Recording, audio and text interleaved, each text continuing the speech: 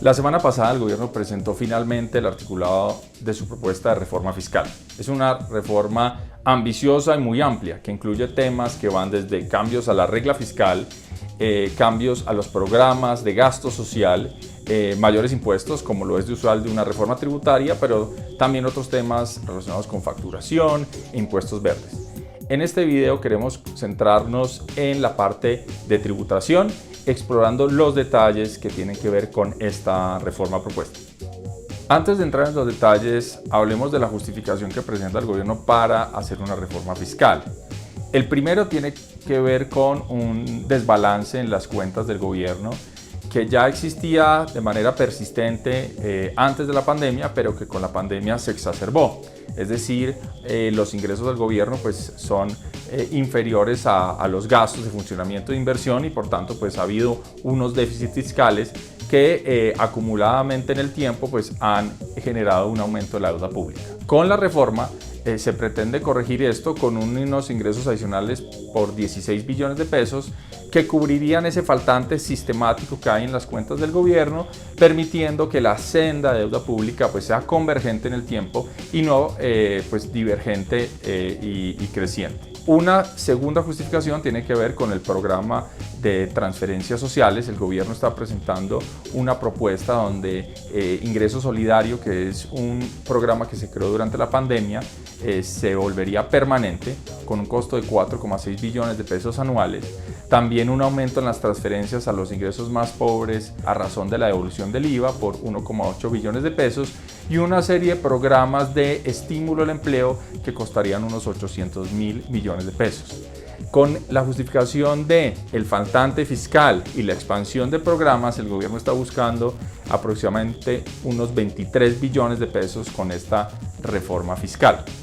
El primer tema grueso en la parte tributaria tiene que ver con el impuesto al valor agregado, el IVA. Recordemos que el IVA es un impuesto que grava cada uno de los procesos de la cadena de producción, venta y comercialización de bienes y servicios. Es decir, por ejemplo, si un productor toma unos insumos con su trabajo a ese costo de insumos, luego vende un producto más elaborado, refinado, al valor agregado en ese proceso de la cadena, él tiene que pagar por el IVA. Bueno, en esta propuesta que está haciendo el gobierno, buena parte de los bienes que hoy están exentos del IVA pasarían a ser excluidos. ¿Cuál es la diferencia entre bienes exentos y bienes excluidos? Los bienes exentos son aquellos que en la etapa final de producción no tienen que pagar IVA, pero pueden descontar el IVA que han pagado como parte de sus insumos. A diferencia de eso, los bienes excluidos o también los servicios son aquellos que tampoco tienen que pagar IVA por ese valor adicional en la etapa de producción, pero una vez reciben el costo de sus insumos que ya incluyen IVA en procesos anteriores, no pueden pedir una devolución de esos impuestos pagados. Bueno, con esta propuesta, buena parte de los bienes que antes estaban en la categoría de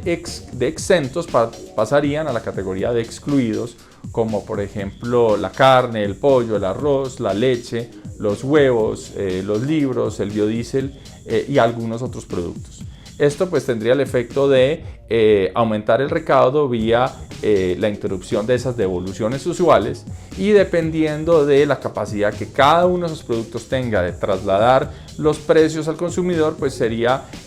muy probable que tuviéramos un aumento en el precio final de los bienes en la medida que los márgenes de dichos productores se reduce con base en este impuesto. Un segundo componente tiene que ver con categoría de bienes que estaban ahora excluidos y que de acuerdo con la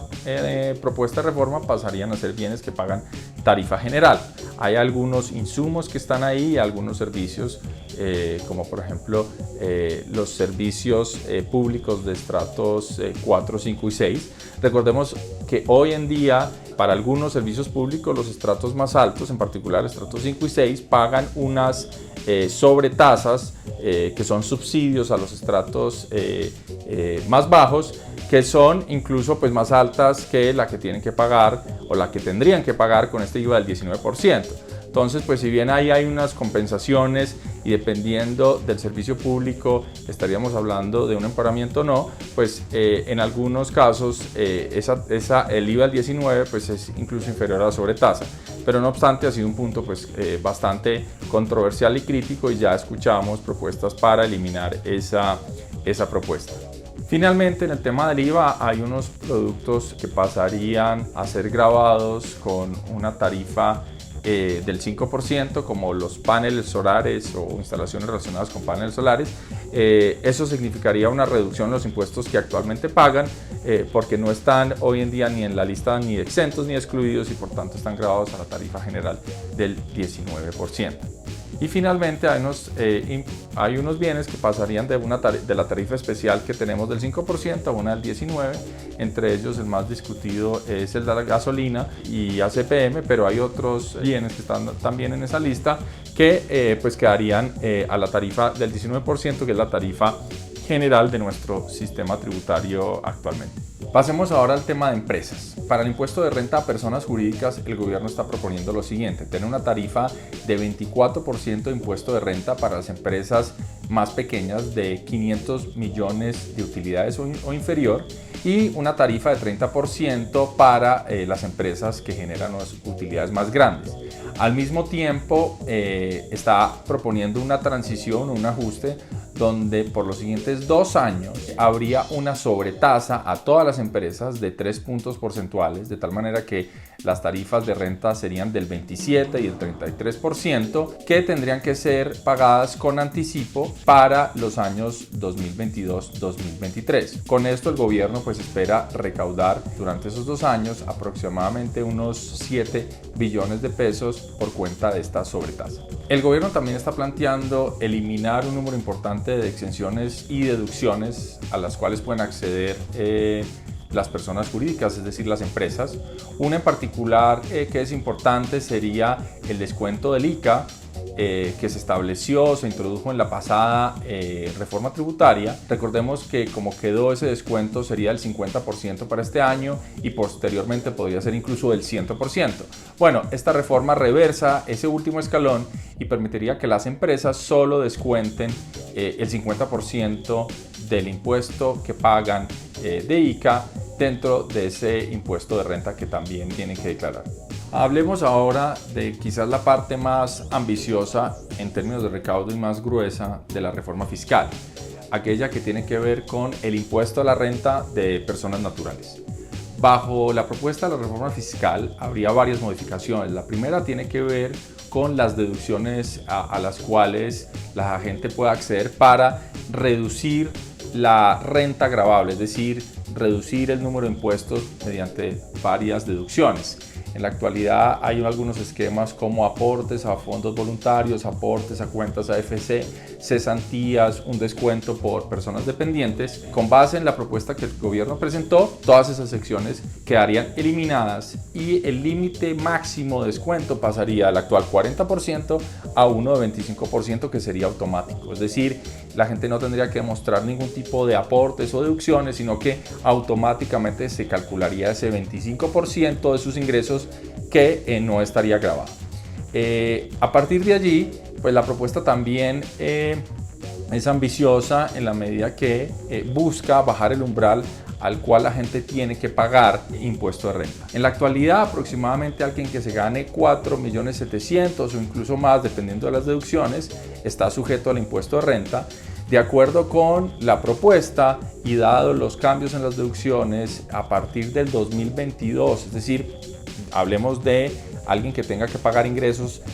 con base en 2022, en 2023 tendría que estar pagando impuesto de renta a partir de los 3.200.000 pesos. De ahí se genera un impuesto de acuerdo a los ingresos y a la deducción del 25%, con una nueva escala tarifaria que incluso pues aumenta hacia los ingresos más altos, dado que alguien que se gane más de 42 millones de pesos al mes se enfrentaría a partir de allí a una tarifa marginal del 41% superior a la que existe actualmente. Para tener una idea de los montos, de acuerdo con esta propuesta, alguien que en 2022 se gane más o menos 3 millones y medio, en el 2023 tendría que estar pagando aproximadamente 20.000 pesos mensuales de impuesto de renta, y hacia el siguiente año, donde los umbrales se reducen incluso un poquito más, alguien que se gane 2 millones y medio de pesos tendría que estar pagando 18.000 pesos en el año 2024 con base en sus ingresos de 2023 de impuesto de renta. En el tema de personas naturales hay otros cambios sugeridos. Uno de ellos tiene que ver con lo que se ha llamado el impuesto solidario, que sería un impuesto de una sola vez mensual para el segundo semestre de este año para personas que ganen salarios o ingresos de más de 10 millones de pesos, tanto en el sector público como en el sector privado, y tendrían que hacer un aporte de 10% para financiar los programas de mayor gasto del gobierno. Este impuesto, que es en principio de una sola vez, se pagaría durante este año, pero sería deducible de los pagos de renta futuros, de tal manera que pues, la gente podría descontar lo que paga este año en sus declaraciones de los próximos años. Otro tema que también afecta a las personas naturales es el impuesto al patrimonio, impuesto a la riqueza. Dados los nuevos cambios, personas que tengan un patrimonio superior a los 5.000 millones de pesos pagarían una tarifa de un 1%, esto es por 2 años, y personas que tengan un patrimonio superior a los 15.000 millones de pesos pagarían bajo este nuevo esquema una tasa de 2%. Discutamos ahora el programa de gasto que está presente en esta reforma fiscal. El gobierno con esta reforma pretende que el programa de ingreso solidario, que fue un programa que se creó durante la pandemia para aliviar el choque de ingresos de los hogares más pobres y vulnerables, se vuelva permanente en el tiempo. Recordemos que este programa de ingreso solidario, sin la reforma, terminaría ahora en junio de este año, y con la propuesta pues se extendería en el tiempo arrancando en octubre, con los parámetros que presenta la reforma. Estos nuevos parámetros son ambiciosos en términos de un mayor cubrimiento, una mayor cobertura del programa, que llegaría a 4.700.000 hogares, arrancando con transferencias mínimas de 80.000 pesos por hogar, que podrían alcanzar hasta los 366.000 pesos dependiendo del número de personas dentro del hogar. Este programa costaría aproximadamente unos 4,6 billones de pesos y es el grueso de la propuesta o de la apuesta del gobierno por ampliar esta red de transferencia. Finalmente, la reforma también contempla un programa que busca estimular la creación de empleo bajo ciertas condiciones y características, pero básicamente lo que hace es reducir los aportes o el costo para fiscal que tiene que pagar un empleador. Por ejemplo, en el caso de jóvenes menores de 28 años que nunca hayan cotizado al sistema de seguridad social, o mujeres mayores de 40 años que estén en desempleo por más de 12 meses, o personas en discapacidad o adultos mayores, pues en todos estos casos, si las empresas contratan a estas personas con la condición de que tengan un salario inferior a los 3 salarios mínimos, no tendrían que pagar los costos completos de los parafiscales, sino únicamente la parte relacionada con los riesgos laborales, lo cual reduce de manera importante la carga prestacional